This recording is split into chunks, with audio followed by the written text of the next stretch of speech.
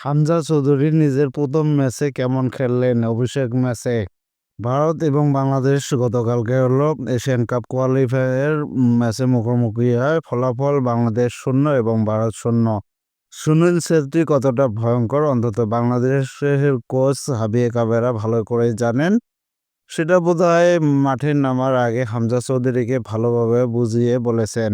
হামজা পুরো 90 মিনিট অক্ষরে অক্ষরে পালন করেছেন নিজের দায়িত্ব। পুরো সময় ভারতের এই অভিজ্ঞ ফরোয়ার্ডকে বোতলবন্দি রাখার পাশাপাশি পুরো মাঠে খেলেছেন হামজা।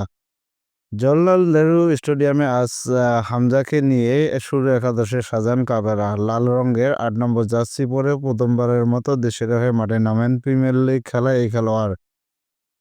তিনি ডিফেন্সিভ মিডফিল্ডার পজিশনে খেলতে অভ্যস্ত হলেও বাংলাদেশের হয়ে অভিষেক ম্যাচে তার পজিশন ছিল সেন্ট্রাল মিডফিল্ড। এর আগে এই পজিশনে খুব বেশি না খেললেও নিজেকে নিংড়ে দিয়েছেন হামজা। খেলা তৈরির পাশাপাশি প্রতিপক্ষের আক্রমণ ঠেকানো, বল কাড়া ও পাস দেওয়াতে দুই পা ছুরির মতো চলছে হামজার। প্রথমার্ধে সব মিলিয়ে ৩টি গোলের সুযোগ তৈরি করেছে হামজা।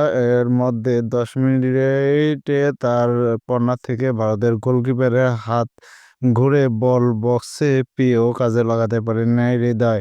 ৪০ মিনিটে বাংলাদেশের গোল লাইনে গিয়ে দাঁড়ান হামজা। উদ্দেশ্য সুনীল ছেত্রীকে চোখে চোখে রাখা, শেষ পর্যন্ত সেটাও তিনি সফলভাবে করেছেন। কর্নার থেকে ভেসে আসা বল কিংবা উড়ে আসা ক্রসে ছেত্রীর নাগাল পাওয়ার আগেই বাধা হয়ে দাঁড়িয়েছিলেন হামজা। প্রথমার্ধে বাংলাদেশের ৪টি কর্নারের সবকটি নেন হামজা। সেট পিস কিংবা ডেড বলে বাংলাদেশের ভরসা তিনি হয়েছেন। ঠিক অভিষেক ম্যাচ থেকেই হামজার নেওয়া ৪টি কর্নারের মধ্যে ২টি থেকে গোলের সুযোগ তৈরি হয়েছিল, যা কাজে লাগাতেই পারেনি বাংলাদেশের ফরোয়ার্ডরা।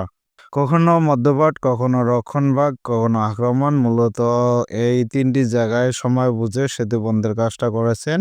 গোটা মাঠে তাকে দৌড়াতে হয়েছে অনেক বেশি। কন্ট্রোল কখনো সেন্ট্রাল মিডফিল্ডে, কখনো সেন্টার ব্যাকে খেলার নিয়ন্ত্রণ ধরে রেখেছেন। আবার কখনো প্রতিপক্ষের স্ট্রাইকার সুনীল ছেত্রীকে মার্কিং করার কাজও করেছেন। শুধু ছেত্রী নয়, বাকিরা হামজার সৈন্য দৃষ্টি এড়াতে পারেনি।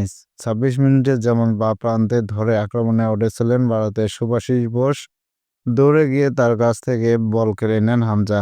নইলে ফাঁকা উইং ধরে বিপদ হতে পারত শুভাশিস।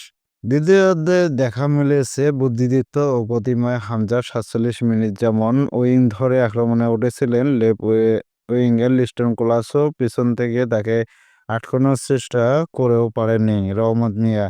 উইং তখন ফাঁকা, বিপদ বুঝে অনেকটা দূরে এগিয়ে দৌড়ে এসে কোলাসোভকে ট্যাকল করে ফেলে দেন হামজা।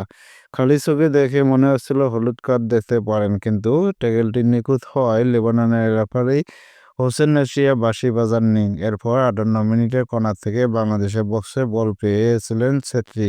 লাফিয়ে হেডের আগে বল ক্লিয়ার করেন হামজা। এই গেম সেন্স অতীতে খুব কমই দেখা গেছে বাংলাদেশ দলের খেলায়। ৪ মিনিট পর আবার ছেত্রীর সামনে বাধা হয়ে দাঁড়ান হামজা। পোস্টের শট নেন তিনি।